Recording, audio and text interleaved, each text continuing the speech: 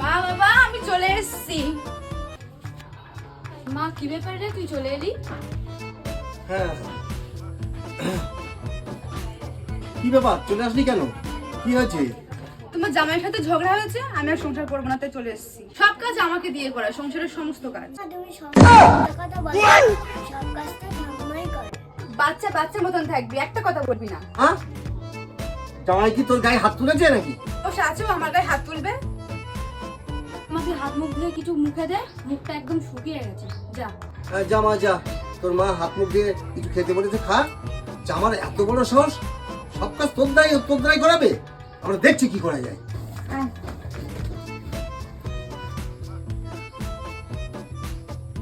ও মেয়ে আবার সংসার করবে না? দেখছি কি করে সংসার করে কিনা, দেখছি।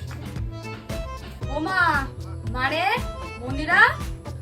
হ্যাঁ মা, কি হয়েছে বলো? ও মা, আমার মাজাটা যেগুলো যন্ত্রণা করছে, তুই একটু বাসনগুলো মেজে দে নালে। করে দিচ্ছি আমি, দাঁড়াও। ও মা, মন্দিরা একটু বাইরে আয় তো মা। হ্যাঁ বলো বাবা। আমার একটু বালতি করে জল এনে দে না মা, আমি একটু চান করবো। হ্যাঁ এক্ষুনি দিচ্ছি বাবা। এই না, ধরো। মা, মন্দিরা এদিকে আয় তো দেখি। বলো কি হয়েছে?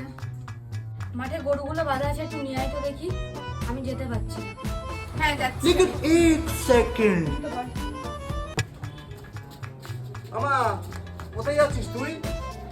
এখানে থাকার থেকে আমার শ্বশুরবাড়ি থাকা অনেক ভালো। কেন মা? শ্বশুরবাড়ির জ্বালায় আমি এখানে এসেছি, তোমরা এরকম করছো, শান্তি পাবো কি করে? ওর থেকে আমার শ্বশুরবাড়ি অনেক ভালো। চল তো এখান থেকে।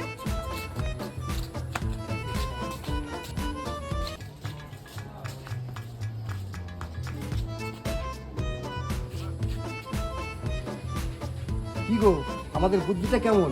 আমরা মা বাবা হয়ে যদি মেয়ের আশকারা দিই, তাহলে সংসারটা শেষে ঠিক বুদ্ধি করিনি আমরা?